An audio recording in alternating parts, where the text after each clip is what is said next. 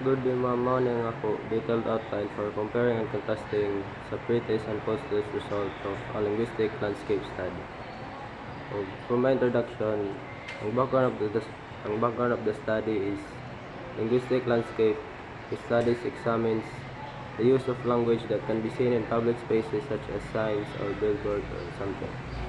And the purpose of conducting pre-test and post-test is to show how effective linguistic landscape into the knowledge of the readers. Para sa objective of the comparison is to identify if the LL affects the reader's knowledge. Para sa thesis statement, the pre-test and post-test results shows that students have improved their understanding and interpretation when the LL was posted. Para sa overview of the pre-test result, ang general performance, the average score was of participants in pre-test was 17.2. The highest score was 20 and the lowest was 14. Knowledge of linguistic landscape concepts. Most participants showed basic to good understanding of students' ability to identify language diversity is in good condition. Para sa analytical and interpretative skills, in previous LL posting, those who have high scores students have a good analytical and interpretative skills but lower scores are lacked. Students who have high scores have a good critical thinking while some are moderate. Mao na ang ako mga common misconception and weaknesses. Some misunderstood the meaning of or function of multilingual signs, of limited understanding of social and cultural influences on language. Ang overview para sa post-test result kay mao ni ang general performance.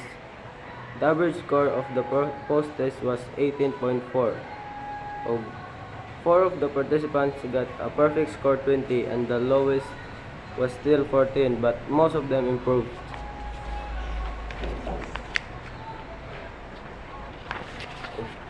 Ang ako improved knowledge of linguistic landscape kay the students now enhance their understanding about the topic of the LL when the LL was posted. They now more easily identify multilingual signs and symbols. For my growth in analytical and interpretative skills, their explanations now are sharper and more insightful. They are better at connecting theory to real-life linguistic situation. Para sa reduction in conceptions, the improvement shows they are making fewer mistakes. They are now more sensitive in culture-influenced language.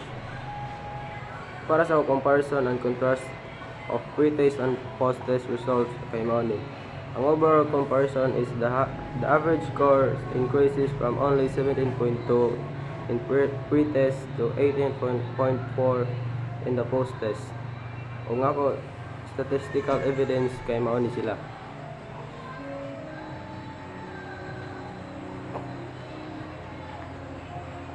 O para sa ako, conceptual understanding, the students showed difference on how they defined and interpreted the linguistic landscape as their post-test ratings have increased.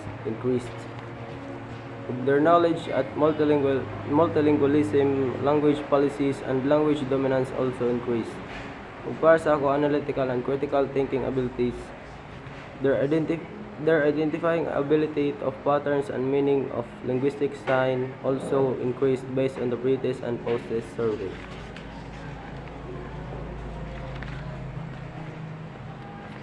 Mao na nga mga common trends and challenges. The students improved the most in learning how to play guitar.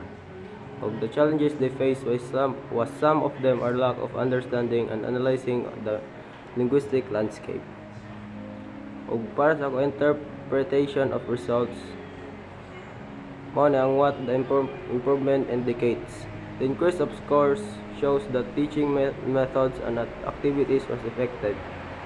And students shows greater interest of linguistic concepts. O mao po na ang mga possible factors influencing the result. The teaching methods, exposure to real-world examples, and interactive discussions made the students actively engage, relate, and refine their understanding. Ug ang para sa implication for future studies, certain areas of the LL needs to be further emphasized for deeper understanding. Og more questions on the questionnaires and information on the LL. Mo na nga mga kinahanglan i-improve. Ug para sa conclusion, in pre-test, the average score was only 17.2, and only one student got a perfect score 20, while post-test average score increased to 18.4 and 4 of them got a perfect score. Ug para sa final insights, studying linguistic landscape enhances linguistic awareness and fosters critical thinking, cultural appreciation, and inclusive communication. Ug mao ni nga ako report para sa among linguistic landscape.